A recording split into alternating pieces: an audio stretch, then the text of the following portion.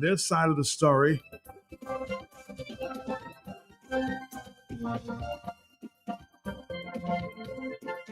Will it be the whole truth, nothing but the truth? So help me God. Let's find out. Good afternoon, Dominica. Good afternoon to you.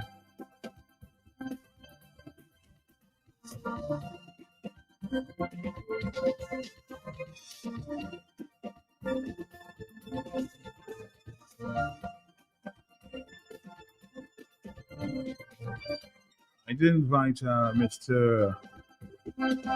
AG to listen attentively and to see whether you'd want to make or chime in the discussion this afternoon. As usual, we will welcome your phone calls. Let's see what happens in the next 14 minutes. This is the Talk on the Block. If it's on the block, we'll talk about it. Let's take a break. We'll come right back.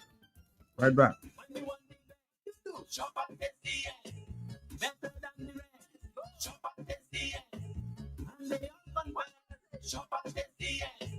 You get more for life. Shop at SDA. Shop at SDA. Yeah. Shop at SDA. Shop at SDA. Shop at SDA. Yes, family, customer friendly. With free locations, it's so convenient. And our price is Madam, that's where you belong. Oh, tell your mama, tell your papa, shop at SDA. Tell your son and your daughter, shop at SDA. Auntie, nan, and cousin, friend, open power, all of them. Grandma, grandpa, couple, neighbor, girlfriend, boyfriend, side. What? Shop at SDA. Shop at SDA. Shop at SDA. Shop at SDA. Check us out at Pottersville, High Street, and downtown Rose.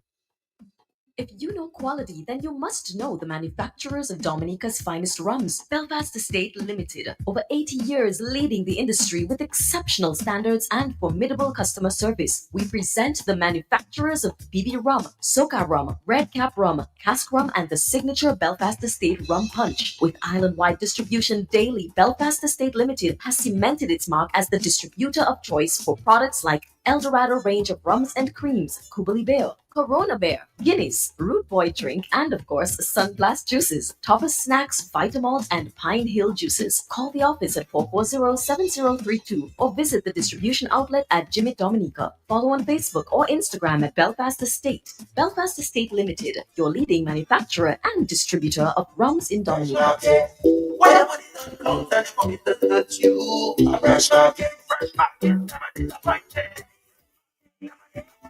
We are open 7 days a week with the top of the line products. Well stock, supermarket and pharmacy, health and beauty care, fresh produce and meat, prepared daily, hot and cold kitchen, ready to go meals, sandwiches, salads, and desserts at your fingertips. Easy access, located on the bayfront, environment friendly, and our staff are approachable and ready to assist. Have you figured out who we are? You got it. Fresh your one stop. Fresh market, the Bryson Company. Here the Bryson Company, the only company I know with Bryce was cooking butter and back and neck. Now with the last valley short, I said Bryce. In the old the plus level where you have a roofing material and seamless guttering. Yes, 24 gauge governors, all colors. Ever open nipple gas peel agent. They program the computer to give you the exact size you want. And the seamless guttering aluminum that can better withstand the elements you have in an easy way. So no leaking after a while. And so much more. Bryson Company, the by 8 bank close to the old mill at Enfield. Telephone 617-2468. If you know your favorite store, dial it now. 612-1253. That's Mega. You can rely on Mega for some real deals on name brand clothing and electronics. High quality, low price. We are a wholesale and retail store located in Calavishi, right on the main road. Check us out on Facebook, Instagram as Mega Deals Dominica. Like our page. Check out our stuff. Call us. Visit us. Would appreciate that. Come try it on. Love it. Buy it at Mega Deals. Yo, one and only online and brick and mortar store. Mega Deals is also on wheels. We make it convenient for your shopping. We deliver straight to your door. Email us at info@megadealsda.com. Rely on Mega Deals for some real deals.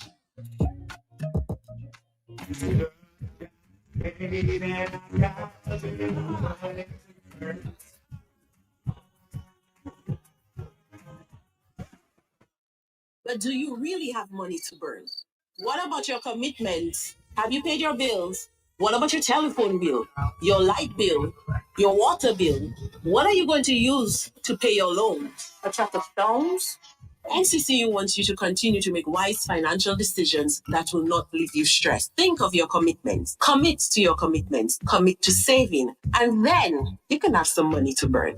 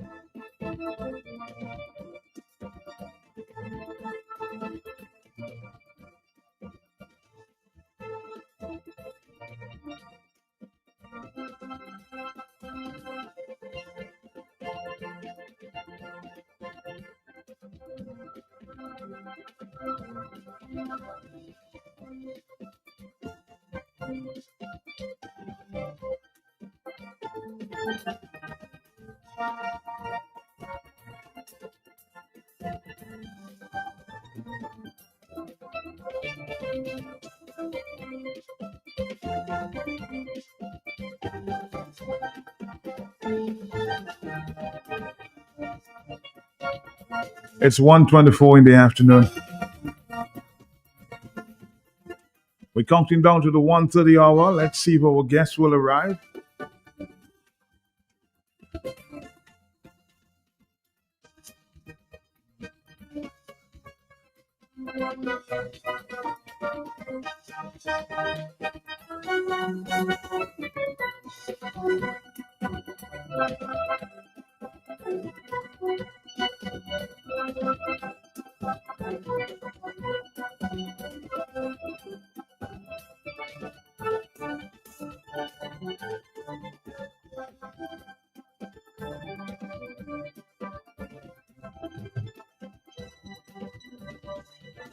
In the meantime, let's take a few calls. Hello, talk to me. Yeah.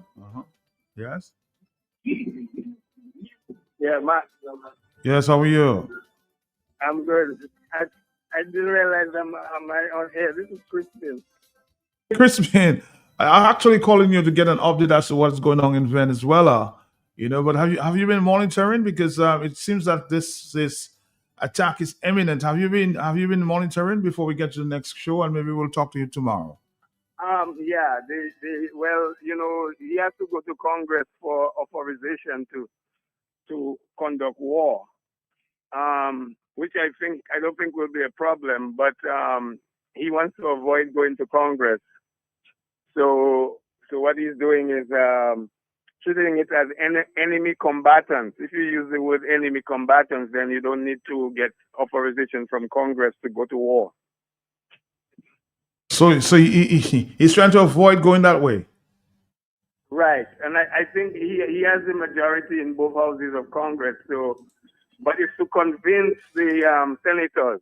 That's critical, to convince them that they won't get bogged down in a war that will keep them. It will cost them money to do that. But it appears like he's very serious because I mean, come on, we have so many warships in the Caribbean region. What are they for? For show? Well, he said that he's made the decision, and we're just waiting now for it to be implemented. Do you expect him to send in the troops? I mean, or he would just attack already first? What I expect in the immediate short term is airstrikes on military facilities. No, somebody just send. Go ahead. Yes. And also remember that the CIA is active in Venezuela, and they have authorization to kill. So the president's life is in danger if they decide to start any kind of on land intervention. Somebody was asking me just a short while ago: Is Maduro in Venezuela? Well, that's a good question. He certainly can't fly out. The U.S. Planes would any flights out of Venezuela that is not sanctioned could come under fire from the U.S. When the way I look at it, the only option for him is if he has to make an escape for his life, it would be through Colombia. It's that serious? Yeah, and that would have to be by land. Now, what the Venezuelan military has decided is that if the U.S. intervenes, then they will fire back, and that they don't have the firepower to match what's in front of them on the doorstep. So they said that they will become guerrillas. They will have a guerrilla war, and that could be that could bog the U.S. down in Venezuela for years. So while we are speaking, there's still efforts at diplomatic solutions and not going to war. But I am not convinced that all of that military might has been amassed in the Caribbean Sea, and then for it to come to zero. I don't think that is the thinking of the White House and then the people who are helping to make U.S. policy. Well, speak to me as it relates to the implications for the rest of the Caribbean, because a lot of criticism have been leveled at the Caribbean leaders. Basically, people are saying, well, they're not getting their people ready for this eventuality. What's your take on that? There will be definitely implications for a region that are negative. One, Matt, we are in the midst of the cruise ship season, and that could slow down cruise ships coming into the region. That's one. But the one that is most concerning to me is that if navigation is slowed down, the Caribbean depends on the U.S. for food. So all the food that you have in the supermarkets could just disappear one day if we're not getting supplies. So that's another problem. Then the third problem, which is a big one for not only for Venezuela but for the rest of its neighbors, is the onslaught of refugees streaming from Venezuela. I mean, they have millions of people, and they already lost about 7 million people as refugees. So we would see more refugees streaming across borders on both the east side and the west side and to Trinidad. So refugees is a problem. And then, Matt, long term, if this happens, the Latin Americans will be so upset with the U.S. that it will sour the relationship between the Latin American countries and the United States for years to come. So these are some of the things that I see, Matt, and reading different reports. I think I really would want to say this is the zone of peace notion is very, very important, but it's not enough to say but zone of peace. So, what do you think that the Caribbean leaders at this time should be telling their people? Get ready for They war? should begin to tell the people that if there is a war, these are some of the things to expect. And one of them, Matt, is gas. Gas for cars and gas for cooking. I think still a lot of the cooking gas comes from Venezuela. If that is the case, then we will have a total shutdown of gas supplies for kitchens. So you're saying, Crispin, from your knowledge there, that we should, almost like a hurricane, be prepared for any eventuality there. I think so, Matt. And Or even, is it a case that we should not panic or panic?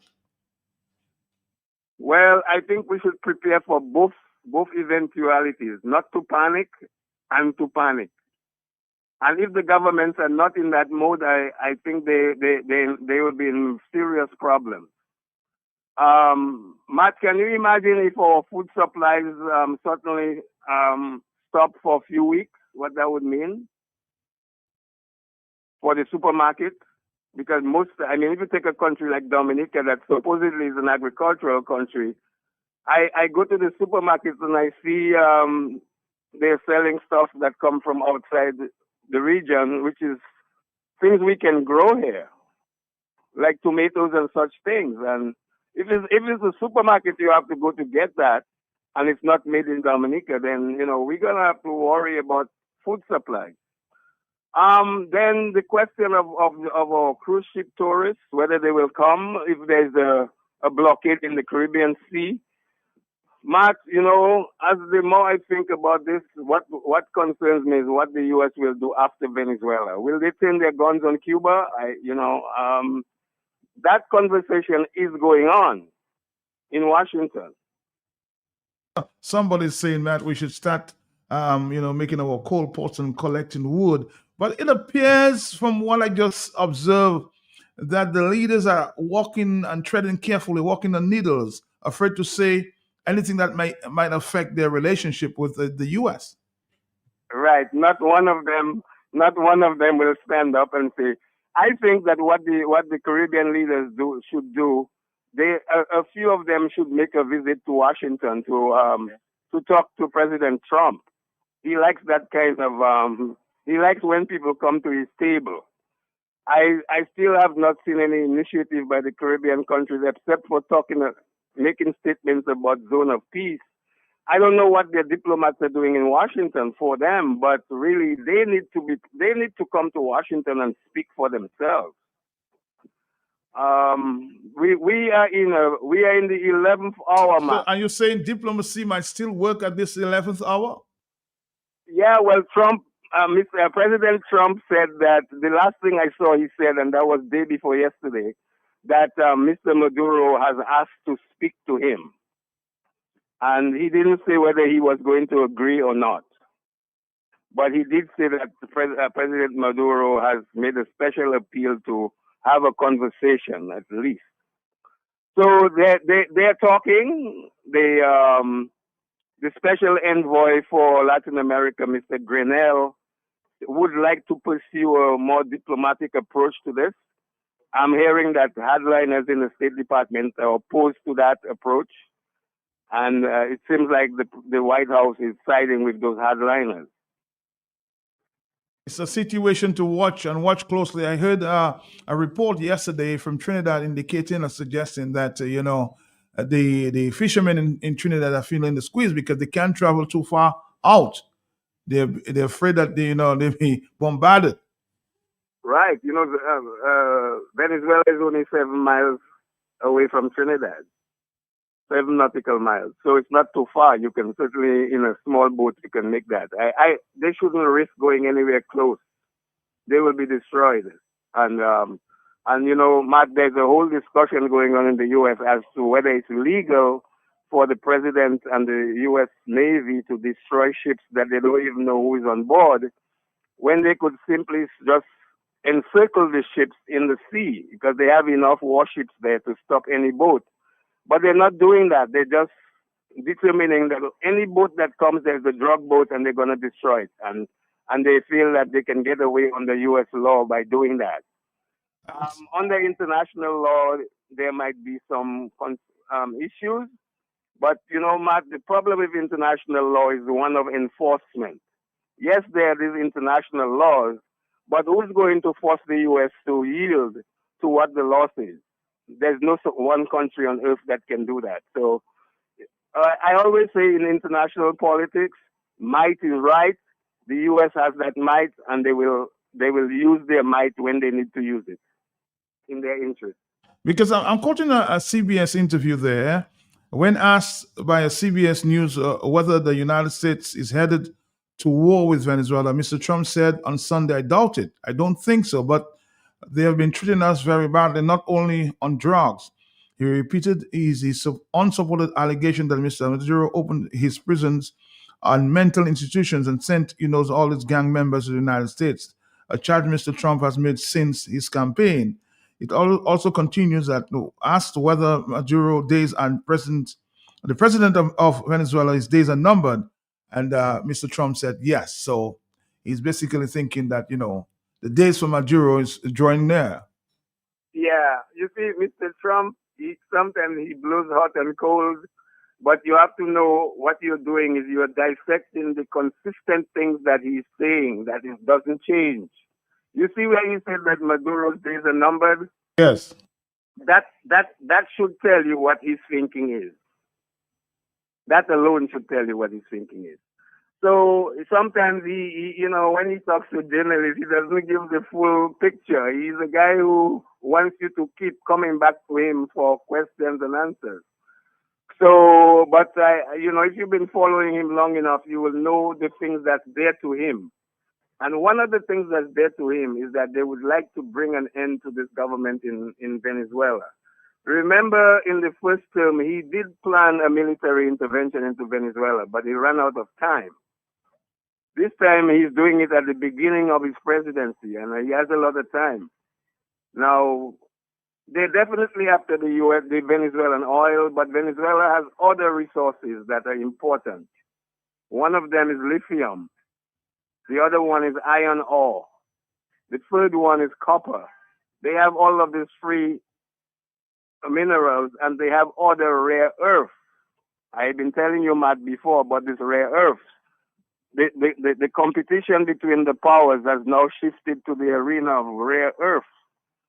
So whoever controls the most rare earth has the capability to build sophisticated new missiles that we have not even seen yet. Well, as I said to you, Crispin, it's something that we have to monitor in the region, and the regional leaders should speak out and tell the people what they should prepare for. Time it seems to be drawing near. When they will attack, we'll have to find out because time is not on our side at this point. Time is not on our side. As the clock ticks, Matt, when I didn't think that this would have lasted almost a month, but the U.S.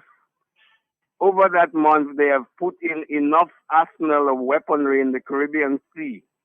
I have even seen photos of the warships passing not too far from Dominica's waters. That's true. Or in Dominica's waters, going south towards Venezuela. I saw some photos like that maybe 2 days ago. Somebody sent me some photos of these warships passing, on the horizon there. So it's a very serious situation. Yes, it is. It is. They're saying that since that is the largest buildup of U.S. Military forces in the region since 1989 when they invaded Panama. Again, We're seeing a lot of weaponry and you know there's also the involvement of the Russians and the Chinese. All of that is adding pepper to the pot. So somebody was suggesting yesterday, maybe it's the beginning. I don't want to alarm anybody, but somebody was suggesting there in international circles is maybe the beginning of the Third World War. Well, Matt, are we going too far? The Caribbean Sea has seen wars over centuries. And here we are in the 21st century, and we're seeing another war of rivals. And this is not just about Venezuela. This is a fight of the powers. And the free powers here are United States, China, and Russia. That is a rivalry that's playing out in Venezuela. And we don't have all the pieces, but we know that there are these ingredients. All right. I'll tell you what, we'll talk again sometime. We have some very important guests in the house. So we'll continue our conversation sometime on this Venezuela U.S. action. I see Maduro preparing his troops, so something may be on the horizon. Let's find out. Thank you, Crispin. Thank you.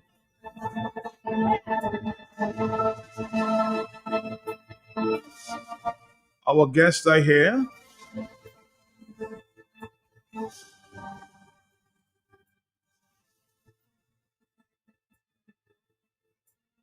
Let's take a quick break and then we'll come back to introduce the president and the vice president of the Dominican Bar Association. Stick around. Stick around. Where at home improvement, building supplies for you, kitchen appliances, even home decor too. Lumber, lawn, all your garden supplies, plumbing, welding, electrical supplies. Visit Do It Center at the former J. Nassif Hardware location on Goodwill Road. Call us at 255-6890. Do it. Center. During the hurricane season, if you are evacuating, leave early so that you are not stranded by flooded roads, fallen trees, wires, and traffic jams, and make sure you have enough fuel in your vehicle and follow routes and highways. A message from Q95 FM Radio. 'Cause I'm on my way. KFC delivery is here. Just place your order at www.kfcdominica.com, Facebook, or WhatsApp 614-2633, and your order will be delivered to you. KFC, it's good. 'Cause I'm on my way. It's officially white potato season in Dominica. To celebrate, Bloombox is giving you the chance to win a 196cc 4-stroke 6.5 horsepower tiller valued at over $3,000. Wow! You heard right. Simply make a purchase of $75 or more between October 13th and December 27th, 2025, and you'll be automatically entered for a chance to win this powerhouse machine to make your next planting season even easier. Winner will be announced on December 29th. Visit us at Bloombox, Goodwill, and Roseau. Terms and conditions apply. Let's bloom together with Bloombox. All you, I just meet Goldwyn in Roseau again. Same place outside Flossies. I tried to dock in, but you had time to see me. Well, story start again. Million, longtemps pas vu with us, huh? Fella, I said the same thing you doing, shopping at Flossies, and you don't have to tell me the same thing you tell me last time because I'm busy. It's to hear him way. You reckon? About my pocket, boy. I won't tell you that I save money in food and drinks when I buy quantity. I save more. Oh, shucks, man. Well, when you're still telling me, I know already. To park I respect him, why? But it can up Pepper Palais. I will tell all my friends from London, US, and Dominica to come to Floss's, right next to the Rosa Market. Open Sunday to Saturday. Floss's can't do it to you.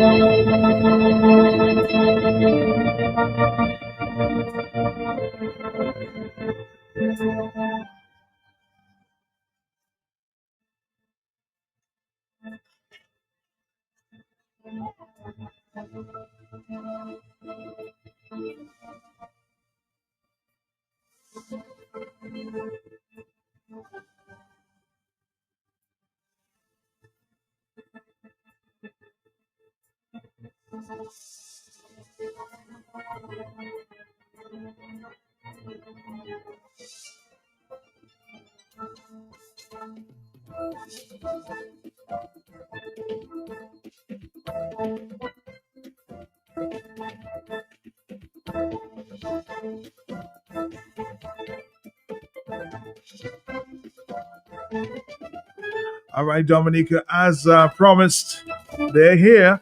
Many people thought, no, they will not show. Two prominent lawyers are in the House representing the Dominica Bar Association. This is Nullis Knight, the president, and her deputy, Mary Roberts.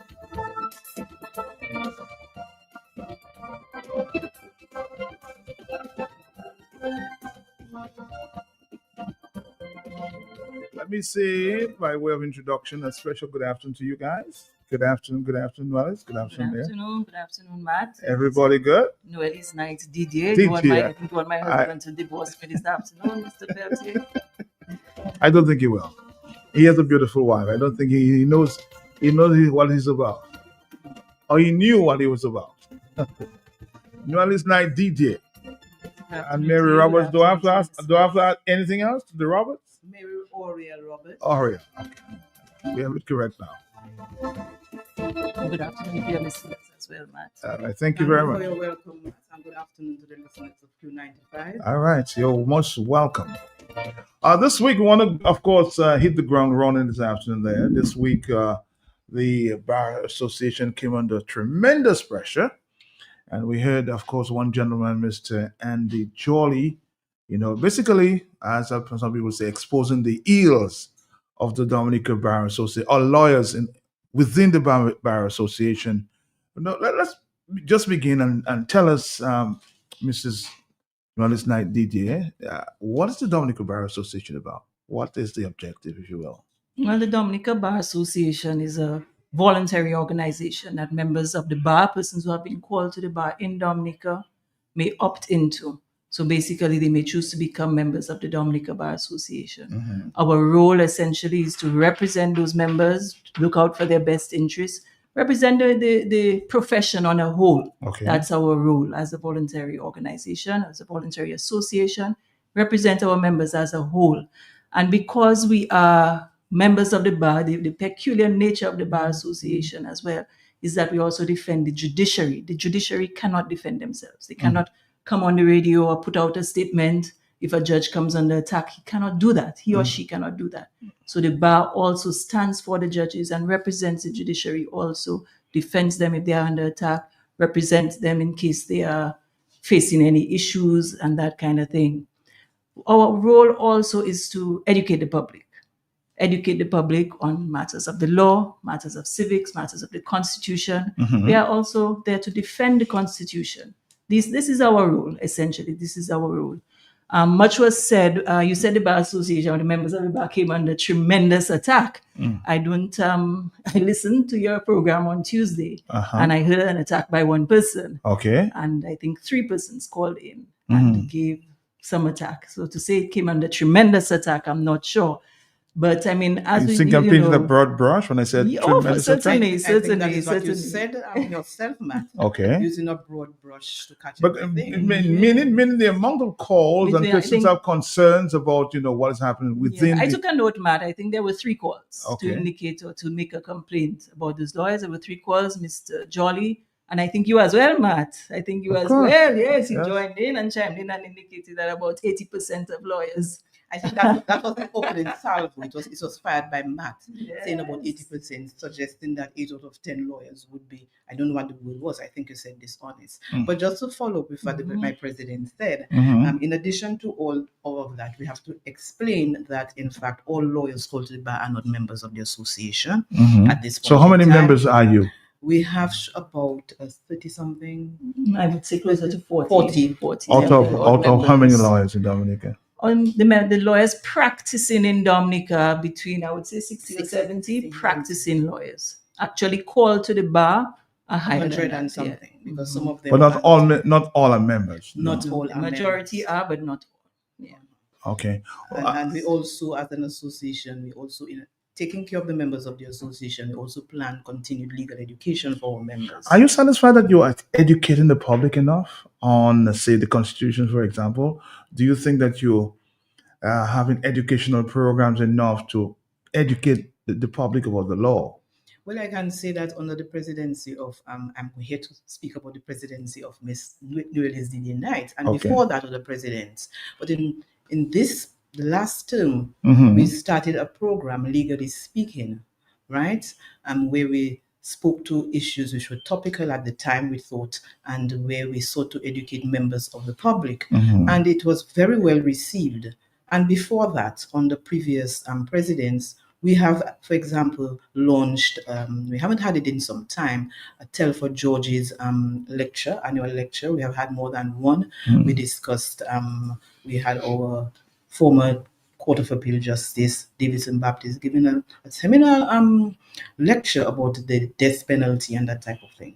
Mhm. The bar's also done things like in the last term, Mhm. we had a public speaking competition for High school students Mhm. about AI and the effect of artificial intelligence on Mhm. professions. And most recently, we did a panel discussion yeah. on the We have then panel topical- discussions at least once a year. At least once a year on the Mhm. Riot Act. Mhm. Yes. This And- year we had it on, the topic was on the Riot Riot Act, Act, and that was coming off of the And during protest that took my place. presidency, we Yes. we also had something on the Riot Act, the panel discussion on the Riot Act.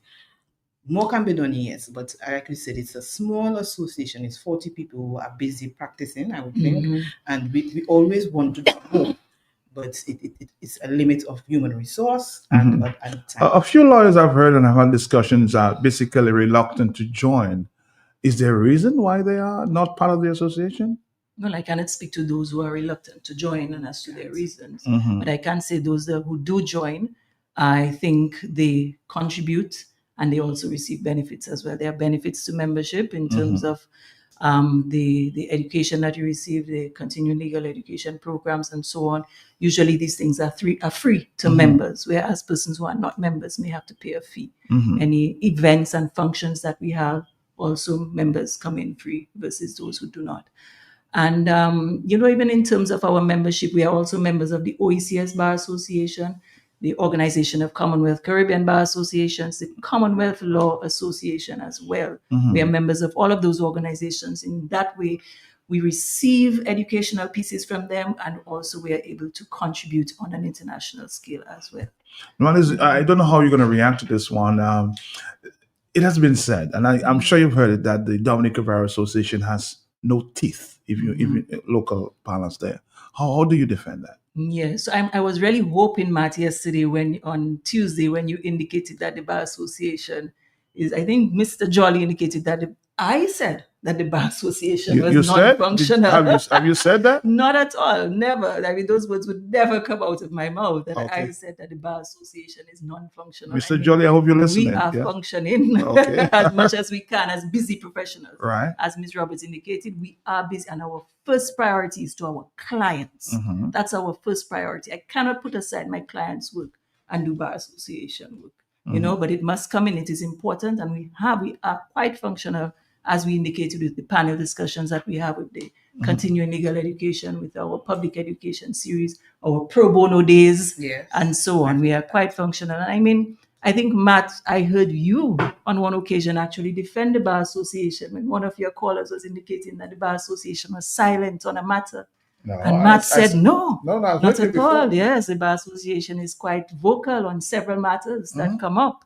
So I was really surprised there on Tuesday to hear you chime in. I didn't know that you would be so easily persuaded, man, Matt, that the Bar Association is not functioning. We are certainly functioning. But in terms of our regulatory role, and I think maybe I'm giving you the benefit of the doubt that that's what you were trying to say in terms of our regulatory role and our ability to discipline lawyers. No, we have no teeth where that is concerned. What we can do and complaints are made to the Bar Association about lawyers, is simply try to mediate a solution. So we can call the lawyer in question, we speak with them, we speak with the complainant, we may even bring them together and try to mediate a resolution. But we do not have a disciplinary arm. We are not regulated by law to discipline lawyers. Only the court can do so. So in terms of the ability to discipline lawyers or to disbar lawyers, the court in Dominica can do so by law. So it's wrong, it's incorrect to say that lawyers cannot be disciplined in Dominica. They can. Have you heard any lawyer in Dominica being disbarred? No, I have not. Why not? Happen. If not, why not? And I mean, we are not alone. There are several islands. No lawyer has been disbarred in St. Kitts and Nevis. No lawyer has been disbarred in Anguilla. And these places actually have Legal Profession Act. And more lawyers practicing. Indeed. But I think no lawyer has been disbarred in Dominica because no one has yet brought it to that level. And probably it might be that they may not have sufficient evidence. Does that mean that nothing is going on that's wrong?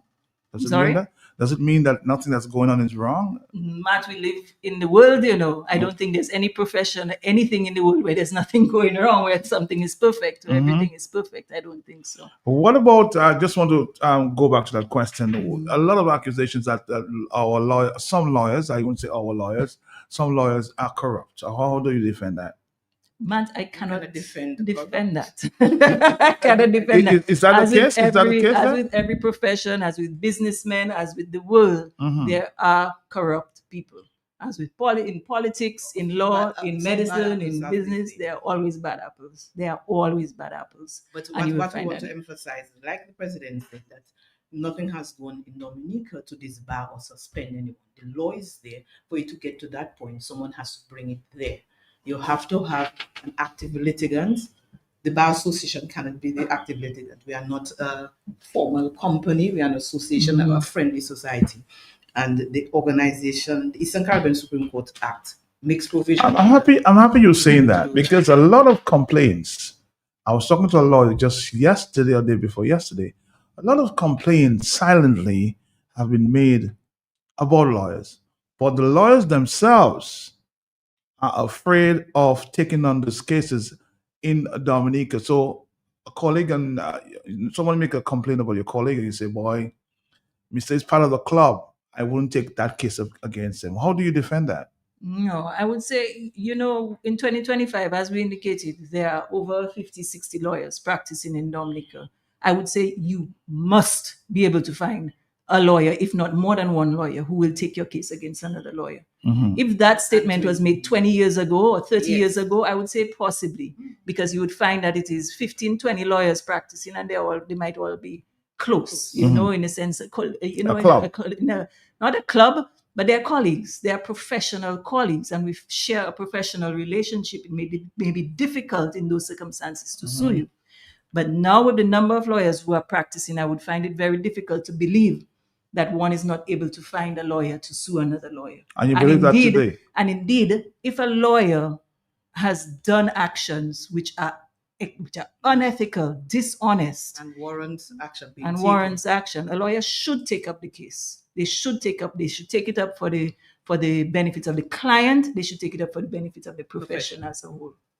Very interesting there, because just yesterday, as I said, one lawyer was saying, man, I've had complaints about this lawyer, and I choose not to go to that way because I don't want to embarrass my colleague.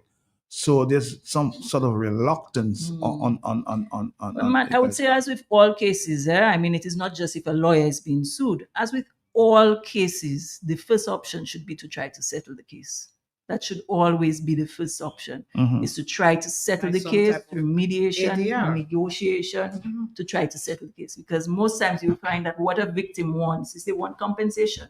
They want recompense. They want to feel aggrieved, to feel vindicated. Sorry. So they want to be vindicated. They want compensation. They want compensation. Sometimes they don't want to drag everything before the court. If you can settle before that, and our rules make provisions for that. Do it's mediation. Actually mandatory now. Yes, that you must offer it. That you must give the option of mediation. So I wouldn't say that that's a fair comment? Yeah, I don't think so. You don't think it's fair? I think I heard Mr. Francis was here yesterday Uh-huh. as well. I think he also indicated that you should always find a lawyer who would be able to take up the case for you. All right. Okay, so let's go to the. And even in terms of the affordability as well, some persons will say, well, I cannot afford another lawyer to take up this case. We have the legal aid clinic as well that is there that you can go to and indicate that you're not able to afford a lawyer, and can one be assigned to me, please? Let's go to, of course, the much talked about legal professional bill that has been dragging this for many years. Why the reluctance, though? Why the reluctance of the government? I'm adding the word the government. I cannot answer why there is a reluctance, or if there is a reluctance. What I can say are the facts is that there have been several versions of the bill that have gone back and forth between the Attorney General's chambers and the Bar Association over the years, over the past many years. I reviewed it during my presidency. It started under Mikey Bruni of blessed memory. We sat, we suggested whatever amendments we have. What we are doing now, for example, the last bill that was submitted to us for review, we reviewed it in detail. We had several meetings, sessions led by our legislative review committee, where people attended and we suggested amendments, taking into account and looking at other legal profession acts in the Caribbean. Because what we would have done 10 years ago, some things in practice, what other jurisdictions recognize is that certain things should be tweaked or should be drafted in certain ways. So all those things have been submitted, and it takes time. It takes time to review and to get it right. And if we ask, even our sister islands where there are legal profession acts, they have to amend it so many times, because how it is done originally is not working in the way that it ought to work. So it is something that requires a lot of care and a lot of attention to get it done right. But we have advocated for it. We want it. It's required. The Legal Profession Act. And in terms of some of the bills that you've overviewed or viewed, any concerns? Any particular concerns as it relates to the bill? The Legal Profession Bill? Yes. I would say there are a few. There are a lot of details, a lot of things in the details that we wanted changed.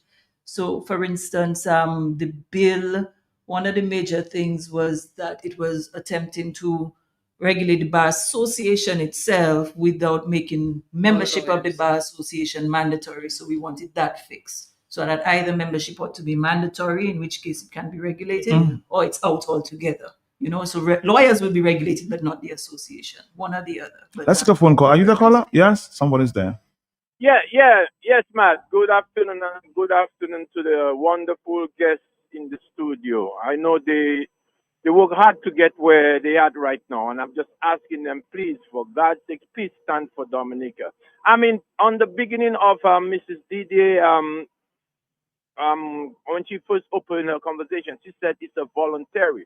So I used to think that the Bar Association was a structure by whether the Caribbean or something in government that all lawyers supposed to be part of it. But the fact that she says a voluntary, now I start to think different. So they can only do but so much. It's through, personal, they decide to stand for Dominica, do something.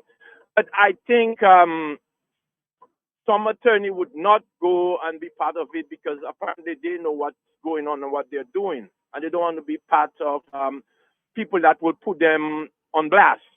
So I think that's what it is. But ladies and please, I'm asking you all for Dominica's sake, because we all have an expiration time to come on this physical existence and leave. But please stand for Dominica. Dominica need you all.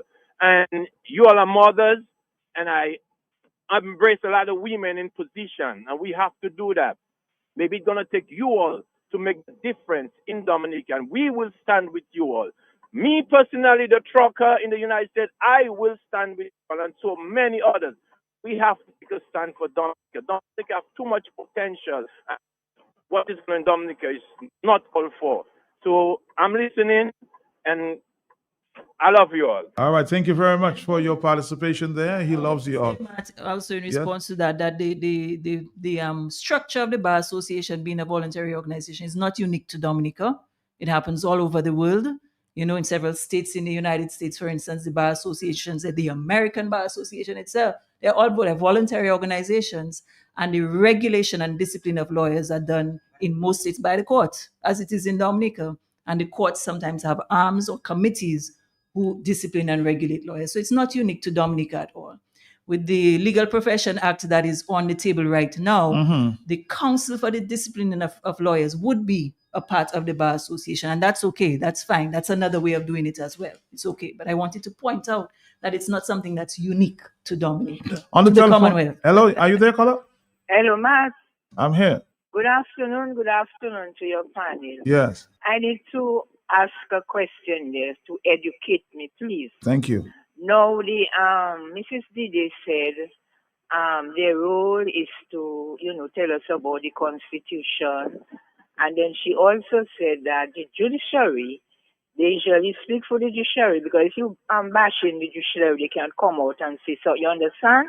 So they speak for the judiciary. But what I want to ask her, not her, no, I mean, I'm saying no, but generally. Now, recently, a few months ago, we had a demonstration, right? And then we had some senior citizens that were arrested and said they were charging them for tumultuous, whatever it is. Now, that law was a long ago, I can remember it. But I also heard that Mrs. Dide came out, she spoke on that, and she gave her views on that, about that whole law. I cannot go into that. She know what she said. So what I am asking her now, in that position, can the Bar Association, say for example, when you're taking that case to court, can the Bar Association tell the DPP and the Attorney General, well, I don't think that should go to court because ABC, or would they be out of place to ask them to do that? Thank you. Yes, we would be out of place to do so. I mean, we cannot interfere in the DPP's discretion and what she does. We certainly cannot do that. But what we can do, which we have done, is to hold discussions. We held a panel discussion on the Riot Act and its constitutionality. So there was a whole. The AG was invited and he gave his views on that. We had Geoffrey later, and we also had the DPP of Antigua chime in as well on that topic. So that is our role, really, is to bring the matters to the fore, open it up for discussion, let different views contend, so that when the matters are brought up, then hopefully there will be change. Hopefully there will be a movement towards change. I want to ask a question. I want to rewind and ask the question again. Why there's been a reluctance or dragging of feet to implement the bill? Yeah, well, as I indicated, I cannot say whether there has been a reluctance at all, and if so, why. What I can say is that it has gone back and forth between the AG's chambers and the Dominica Bar Association, wherein we've had to tweak, propose, and repropose. And I think right now it is with the AG's chambers. They have had our I've actually asked them to listen, so you may be listening at this point. So maybe he might be able to see. I think the last time I followed up with the AG's chambers, they said that they are working on it. They're working on it. How many years ago that was? No, that's months. Months? Yes, okay. Yes, this is recent. Yeah. Somebody's saying there in a comment that, well, if this legal profession bill was passed in Dominica, we'd lose 50% of the lawyers in Dominica. I don't think that would happen at all, because as I indicated, all of the other islands, save for St. Vincent and Dominica do not have the legal profession bill. And in the other islands, you don't have any great rise or increase in lawyers being this bad, at all. In St. Lucia, for instance, I understand one lawyer was this bad over the last 10 years. So I don't think that there would be a great rise. Just like now, you don't find many cases going before the court, as people can do. They can do it within their purview and their right to do right now, to take a case against a lawyer and have him disbarred before the court. And that hasn't been done. So it is not something that's not available. So don't point to the lawyers. Citizen right now. You can point to citizens because they're afraid of taking that matter to the court. I don't know if they will be afraid of doing so. They ought not to be afraid. All you should never be afraid of doing anything. If you're aggrieved, you should do something about it. So are you just by your comments there standing, say, with Mr. Anderson Jolly for taking this matter to court? Taking which matter to court? Yes, if Mr. Jolly has a case, of course he should take it to the court. Most certainly. And I think I told them so. I told Jolly's Pharmacy so, that if they have their evidence and it's a serious claim that they are making, so if they have the evidence then certainly they should take it to a lawyer and do what they have to do. On The the lawyer tele- would advise them, and if they have no case, the lawyer would tell them they have no case. All right. If they have a case, they certainly should take Hello, it to talk to me. Yes. Well, it's night to day in the day. Yes. Mr. Pelpe, blessings to you on the other Empress there, blessings to you all. Yeah, Mary Robert. I've always said your fears does not serve as a repellent. If anything, it draws your fears to you, not away from you. I want to give thanks for the courage and the honesty, for standing for truth, justice, and righteousness. Just a quick question. I have a lot of things to say, but I'm not going to say it because Matt don't like me. Just what would have merited before a matter is settled in court about an attorney, and maybe you have 1, 2, 3, 4, 5. In the absence of a court matter, what would merit for a lawyer to be disbarred? Based on how many complaints? What would have merited? Because I listened to Dr. Jolly, and that is a serious situation. When things like that happen, do the Bar Association do its own investigation, if I get in my wires, because they will do. How will you go around about investigating a member of the bar whose hands are soiled maybe more than once? And what would it merit for him to be disbanded? That's the word, disband? Disband. That's the term? Yeah. Is this bad? But what would it merit for him to be thrown out of the Bar Association or her? Let us not prejudice the matter. Because to me, it cannot be like, welcome to the Hotel California. You're welcome to come, but you can never leave. So what would it take to just throw people like that out before a court matter or several court matters are settled? What do you need to throw somebody like that out of the association? Thank you. I think you answered. You got the question. He said out of the association. I don't think that's what he wanted to say. He probably wanted to say legal friction. Yes. Right, because I think the president has repeatedly said that it has to be a court matter, and it is done under our law, the Eastern Caribbean Supreme Court Act of Dominica, and it says that any 2 judges of the High Court may, for reasonable cause, suspend any barrister or solicitor from practicing in the state during any specified period, or may order his name to be struck off the court roll. So it means that it has to be a court matter. It has to be a court matter. And not 1, but 2 judges. 2 judges to hear that matter. To hear it. I would like to take the phone calls are coming in. But what he's asking in terms of what would be required, what is that reasonable cause? And it would be things of like dishonesty, unethical behavior, that kind. Of course, those things would be. It is those things that if your a client has hired you to do a job and you have failed to do it, or you've acted negligently in doing it, it is. Yeah. Hello, are you there? Yes, Matt, I'm there. Matt, good afternoon. Good afternoon to you. Yeah, good afternoon to your lawyers who are there to represent their lawyers also. But Matt, is a thing I always say, lawyers are always for lawyers, teachers are for teachers, doctors are for doctors, nurses are for, no matter how wrong they do, you will always find they will cover up for one another. No matter what mistake they make, one will cover up for the other. So that is how it is. They know, between themselves, they know the person do wrong, but, they are so scared that they will not tell the person straight in their face, yes, you're doing something wrong, and you need to shape up yourself. This is what we need. No matter what a minister, a nurse, or whatever it is, you do wrong, you got to tell the person straight in their face, you are doing wrong, and you need to stop it. That is what we need to do in Dominica for us to have a fair play. Thank you. All right. So have you had the occasion, any of you, have you had an occasion sometime in the past to tell a lawyer, what you're doing is ethically wrong? Yes. You, Well, you've said I that? have sat on the Bar Association for how many years? I mean, when I came in, Mrs. Prevost was president, was secretary of the bar, and from then I joined, and I've been under the presidency of a number of presidents, and we have had occasion to call in people and to speak with them. And the president here, Mrs. Noelis Dide, I forgot your Dide. I don't want your father to give you up. Knight Dide has met with lawyers whenever we receive complaints from members of the public. We had a small committee in place to meet with people of senior lawyers and people who practice, to speak with people, to try to mediate whenever those complaints are brought. And to answer the question even more directly, quite outside of the Bar Association, as a practicing lawyer, I have had people have come to me and say, so-and-so, I took my money, he hasn't done it. I call, I speak, I write, no answer. We file a lawsuit. So I have done it myself. So you're Yes. taking your Yes. And guess And other what? people are doing it. And guess what? Even after doing it, the person still had no hard feelings against me.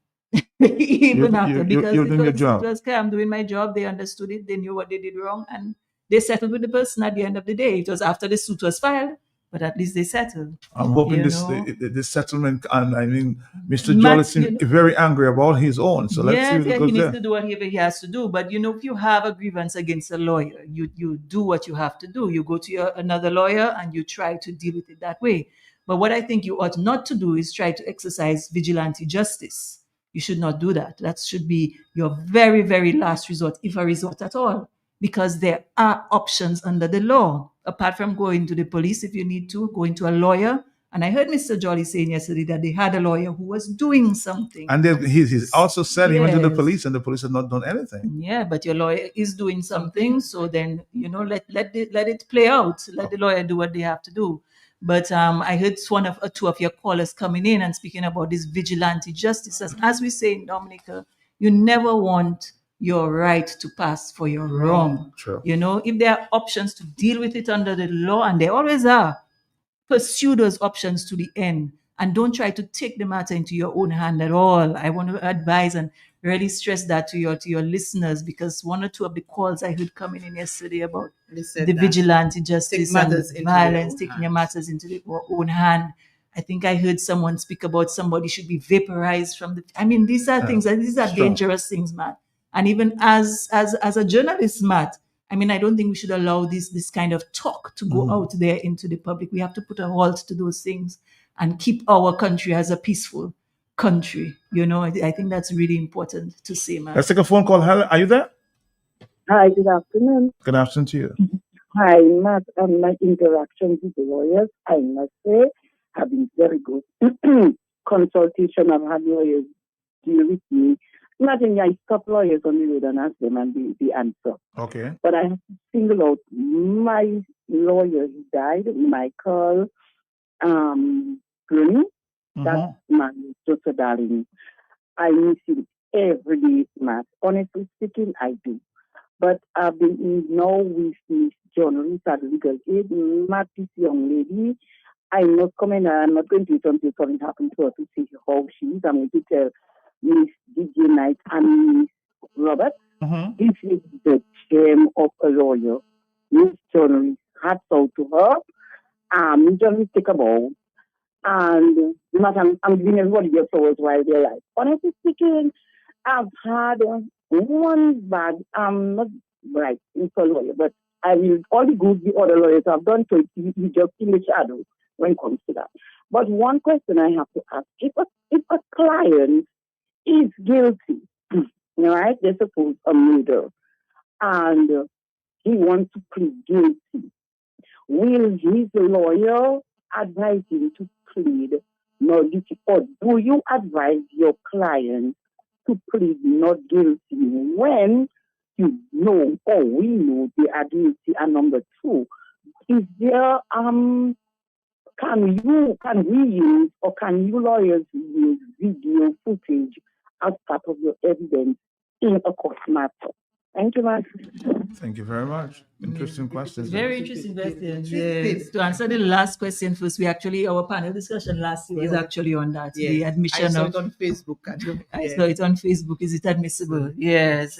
But about the admission of electronic evidence, videos, photos, that kind of thing into evidence. And it was a very good panel discussion. The DPP was on and so on. So it is possible, yes, to put in your video, but there are certain criteria that you have to have. There's a procedure that has to be followed in order to do that.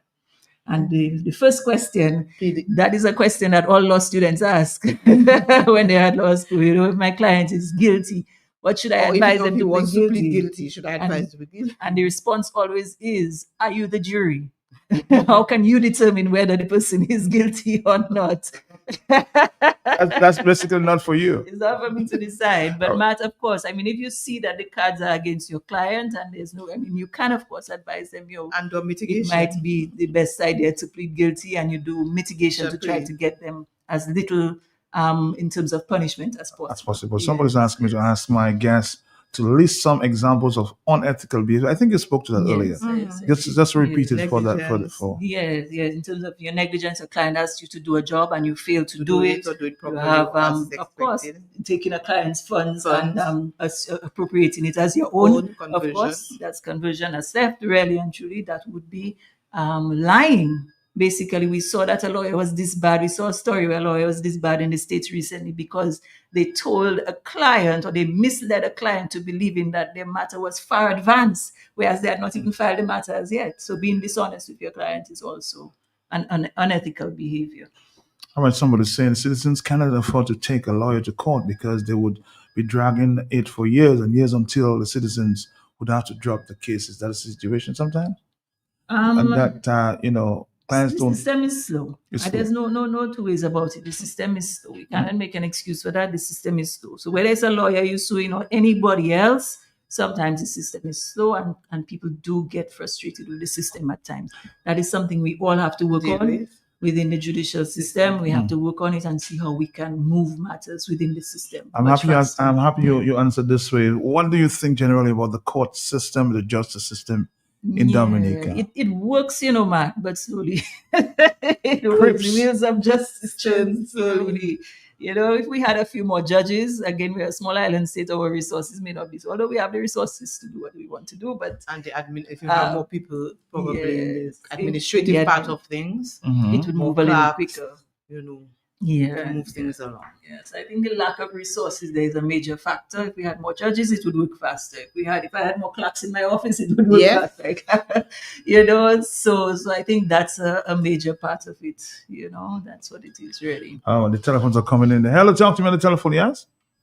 Hello, good afternoon, Ms. DJ and you, Matt, and the other. Yes, good afternoon. Yes, I heard Ms. DJ say that if a client cannot afford a private lawyer, there is the legal aid to assist. Yeah. I would like her to tell me whether there is a fee for consultation or another fee as well for helping to take the matter before the court as the legal aid. Thank you very much. I don't think so. I'm not a lawyer, but do you have to pay a consultation fee to go to legal aid? That's what the caller is asking. To legal aid, I don't believe there's a consultation. I'm not sure. Don't take me on that. I'm not sure, but I don't believe so. Legal aid is for persons who cannot afford. There's a minimum fee that may be it might be an administrative fee, possibly. I'm not sure. All right. Hello, talk to me on the telephone, yes?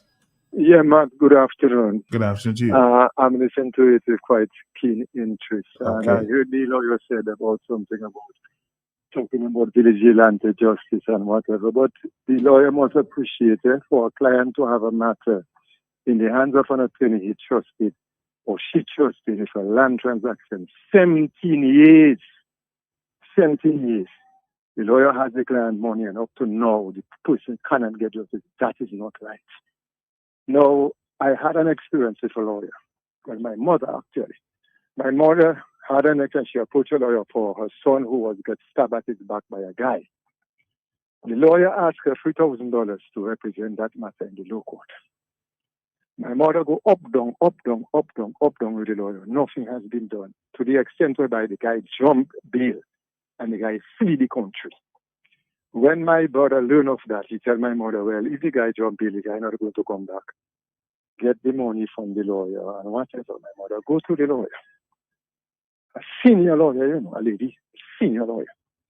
The lawyer giving her go wrong. She asked my sister, well, I'll follow up with the lawyer for her. She tell my sister bluntly she not refunding me money. I went there myself with my mother. And when I went there with her, she said she had another, she can't believe us now, come back this Friday. Come back this Friday, she said she had to go to court. I come back on the Monday, me and my mother. Lo and behold, while we're there, the lawyer, she sit down and she called the police, you know, hear me well, you know. She called the police and she reported to the police came, she's telling the police that she did not have an appointment with her son. Just show up in her office to cause confusion and whatever.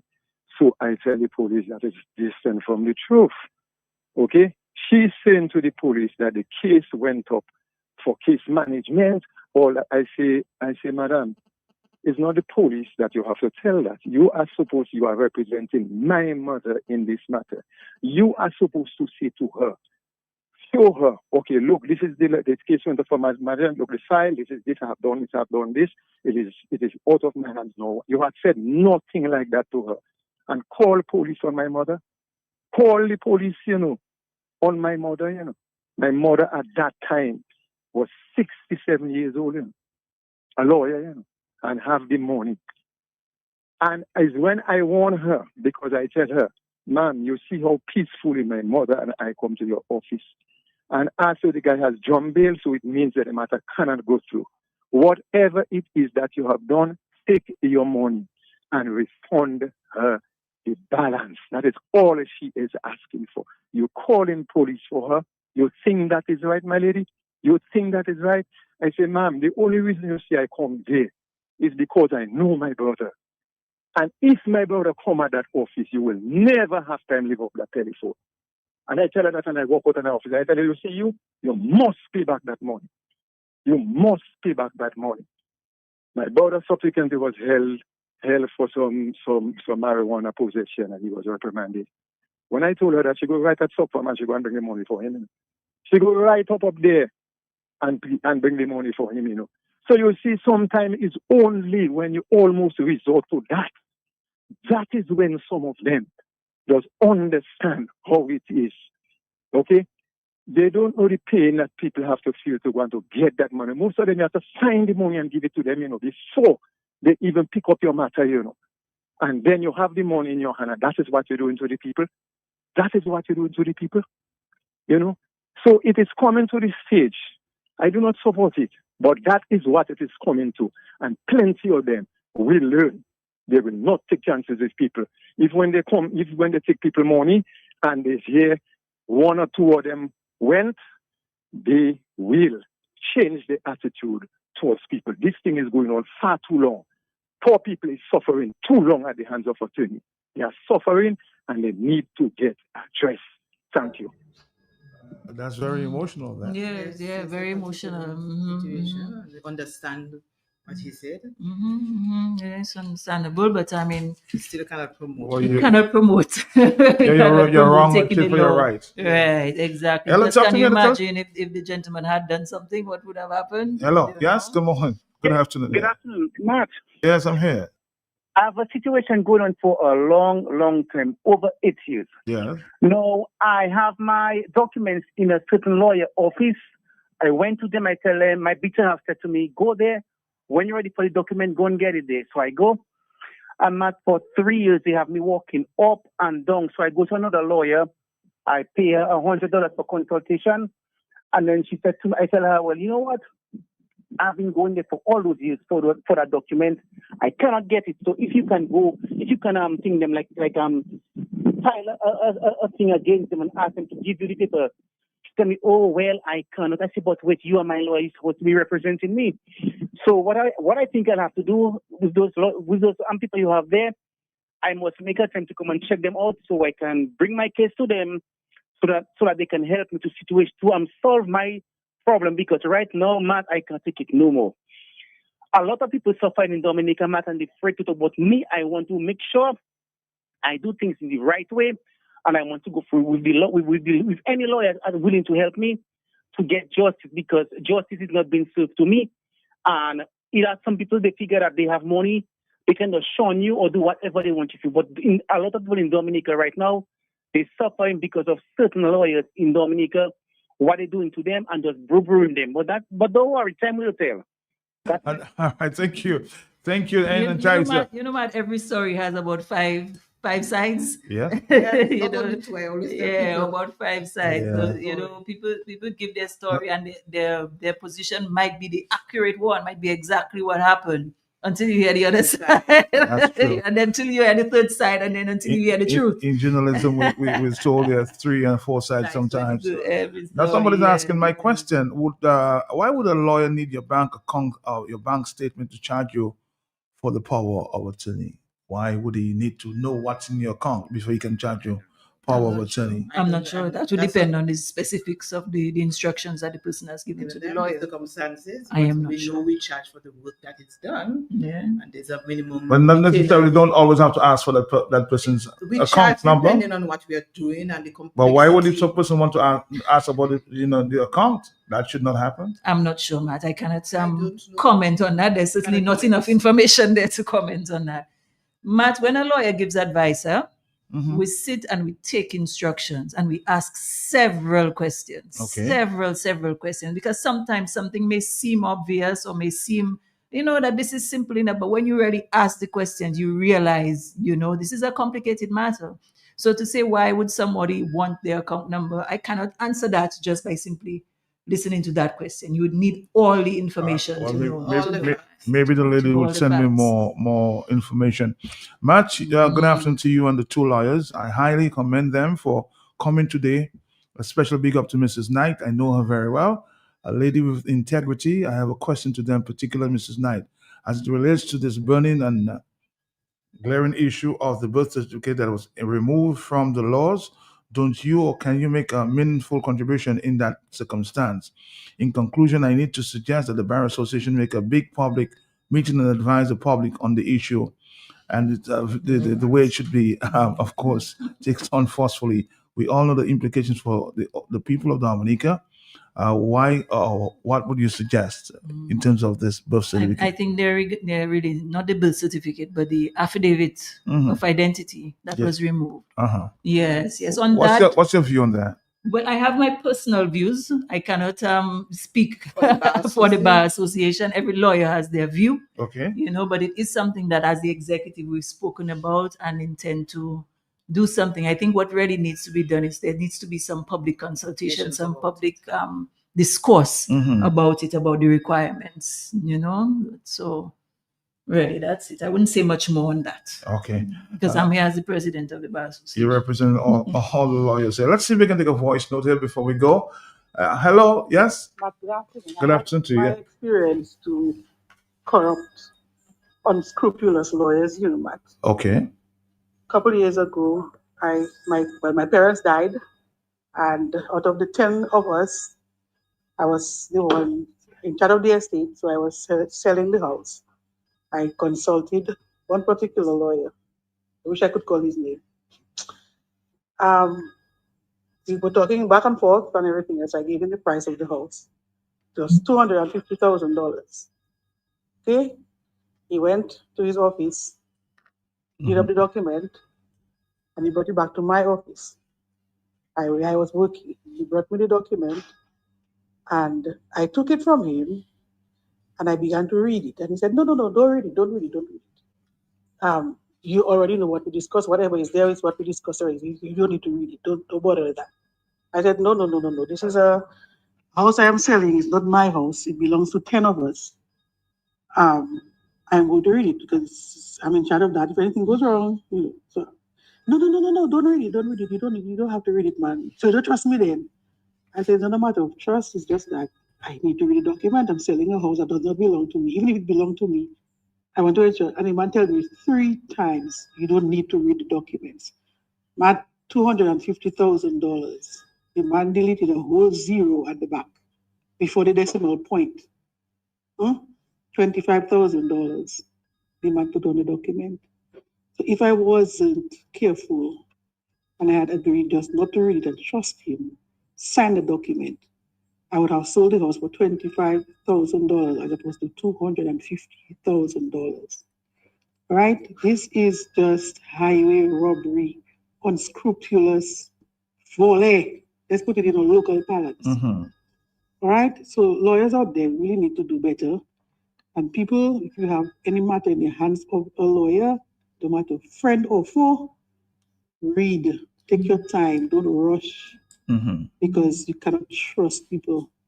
All right? I would have sold that house for $25,000 as opposed to $250,000. And he would have pocketed that and run away with it. Okay? Be careful. Thank you. Good advice. Making a valid point in terms of reading documents. You must read your documents, whether it's you're dealing with a lawyer, a business person, a real estate agent, insurance. You gotta read your documents, no matter Especially small print. what. No matter what. And some. You Go know, ahead. Matt, I think people get aggrieved when a lawyer wrongs them. They feel badly about it, and you need to speak up about it. You want to speak up about it. Many times the good stories are not very sexy. You know, when you have a very good experience and you've won your case and you've gotten compensation, you know, it's not something that you necessarily are going to go call the radio station about and so on. But I see every day, you know, where lawyers assist persons, get compensation for them, they vindicate their rights, stand up for them. It happens every day. They probate the parents' will so that they can get access to the property. All kinds of problems that lawyers deal with and their assist visa, people for their with birth certificate, every in order, day. everything. Change of names, you know, affidavits in order to fix your name on your passport, simple things. A contract for your house, for renting your Building your property, house. so that you're not in problems later on. We help you not to hire us later on, you know. Helping you to do a good contract. And I would say that by far and large, the majority of lawyers in Dominica do their work and they try to do it to the best of their ability. You say 70, You know, 80%? 85, 95%. Matt. You know, That's what I suspect. You reversing the reverse it. percentage, you know. I was saying to somebody just recently, they say people love their doctors, people love their lawyers. Yes. You know? My office, there someone came in, give it that to her in her hand. Give that to her in her hand. Anyway, So of course, as with all professions, there will be the bad apples. There will be the bad apples, and we do have to weed them out. I agree with that 100%. That they ought not to make it bad for everybody else. And for a lawyer, their prized possession is their reputation. Is their reputation. Someone said to me yesterday, "You can say I'm slow with your work. It's okay. It's all right. No problem. Say I'm slow with your work. Say you came for the appointment and I was late. It's okay. No problem. Do not say I stole your money. Do not say I stole your money." For that, most lawyers will tell you that they put their head on it, but they do not want their name to be called with that. You know, So- our reputation is our prized possession. Do you think, somebody's asking the question, do you think that the CBI program is providing an avenue for lawyers to evade taxes in Dominica? Yes, so that was one of the things that I heard on your program, that lawyers all of them want to be in the CBI, I don't know tax that to be the evasion, case. and all kinds of things. And I heard no evidence to support it. And we have to be careful with those things, Matt. When we come on radio, it's not our living room. It's not a bar. You're coming on radio speaking to the public. You cannot make unsubstantiated statements when you are speaking to the public. I mean, I understand if you have a grievance with a lawyer and you have all of your documents and you want to come on radio and speak about it, no problem, because you have your documents to support you. But when you have no documents to support what you're doing or what you're saying to the public, this is dangerous. This is dangerous. You cannot say that 80% of lawyers are evading tax and want to join CBI. I mean, this is dangerous and reckless, Matt. I will say it is reckless. And it ought not to have been done. I really hope that I do not see a repeat of it with any profession in Dominica. Let's take a phone call. Are you there? 239, yes? Yes, good afternoon, Matt. Again, now. Yes, sir. Miss DJ, let me help. I'm not a lawyer. What is based on what the person comes to the lawyer to do? Take for instance, if the person comes to a lawyer to draft a will, now the lawyer must ask the client how much you have on the savings, how much children you have, how much land you have, if you have a big. So then It doesn't have to go on the document. So in terms of that dealing, the lawyer must ask the client about the account. That's it. Thank you very much. All right, hello, talk to me. Another question there. I think that came up yesterday as well. To speak to the issue of the payment of a retainer versus deposits. This is a deposit. Yes.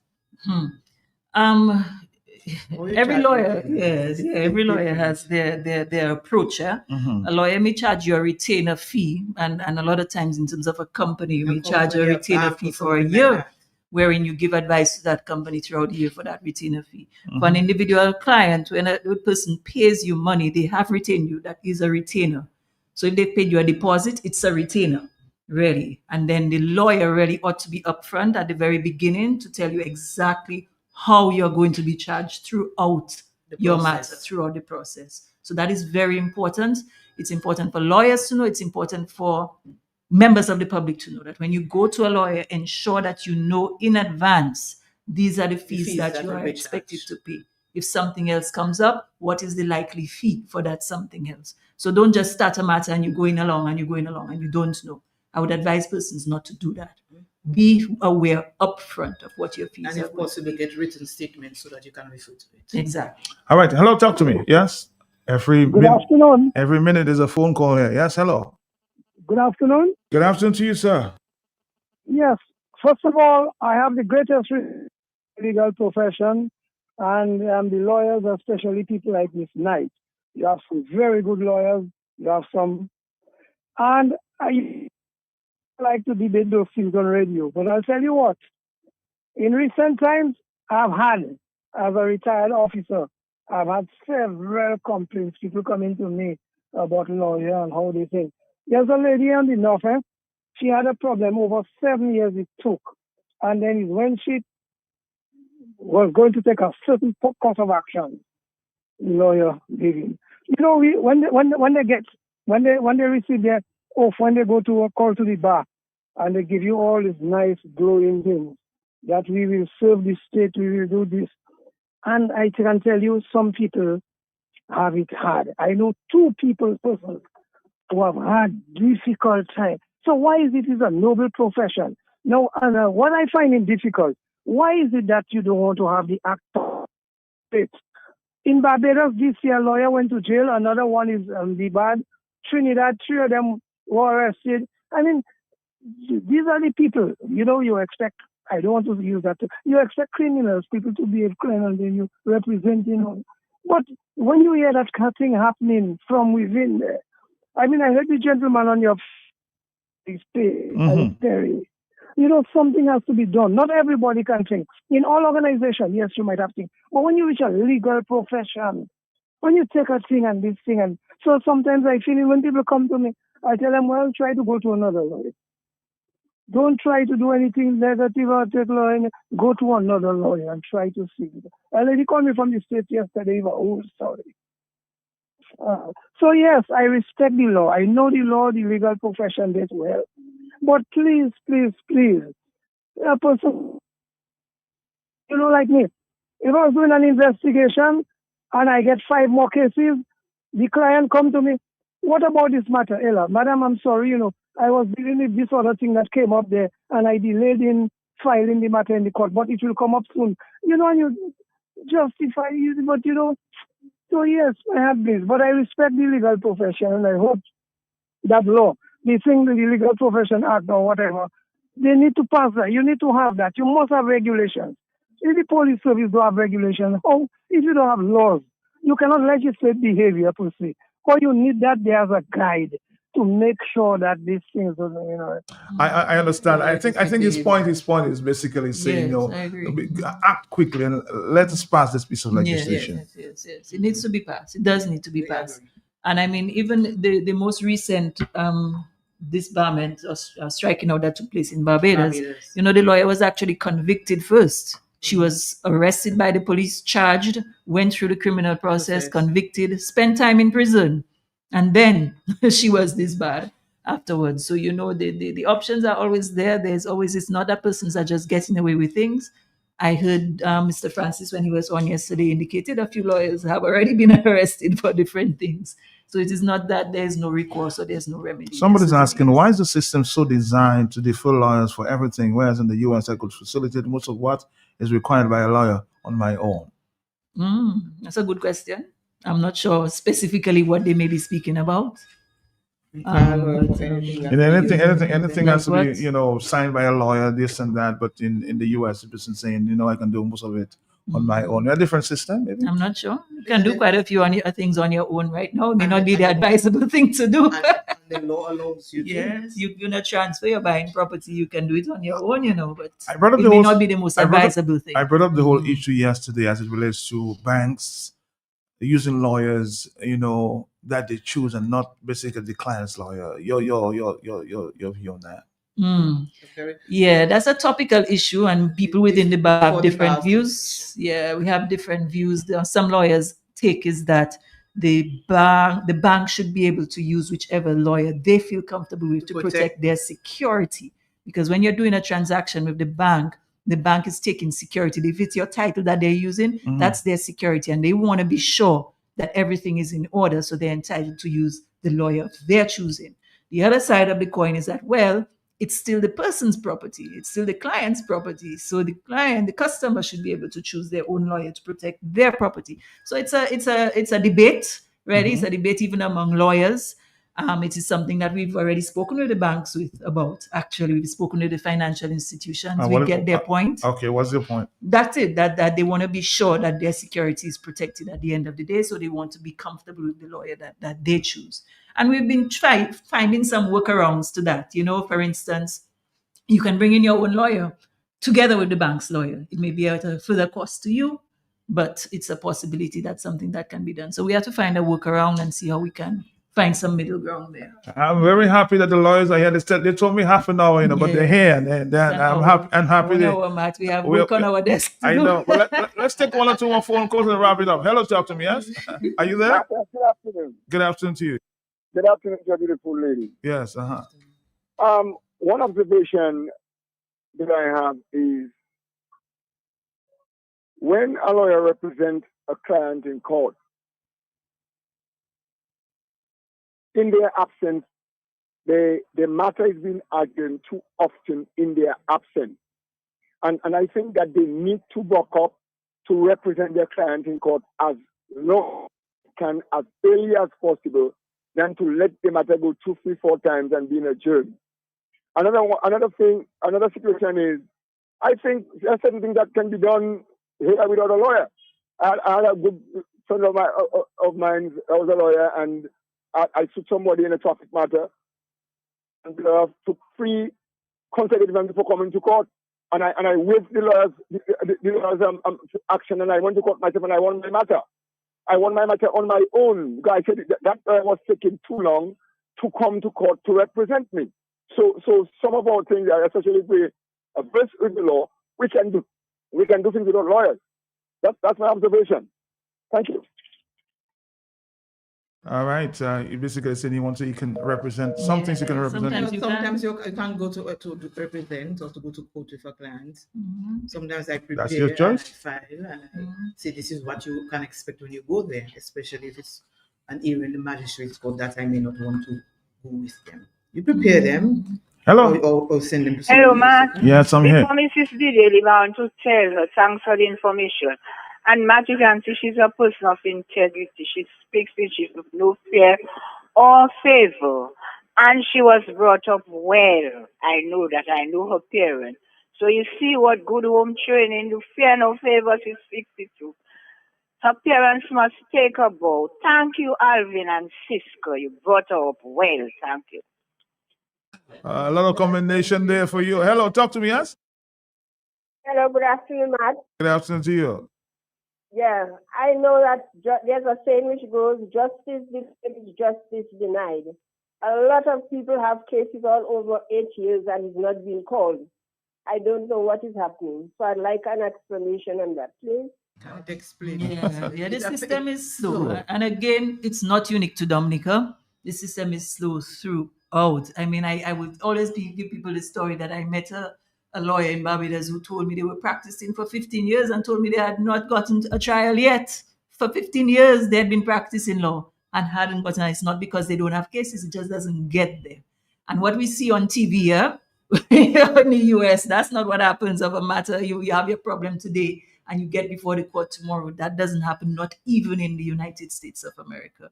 The system, it's slow, it can take time, and there are a lot of applications that may happen before you actually get your deal in court. You know, and the system has to be a fair one as well, to allow the litigants to bring forward the best case that they can, and to allow the other person to bring forward the best defense that they can. So everything that is available to you under the law, you want to be able to take advantage of it. And that sometimes takes time.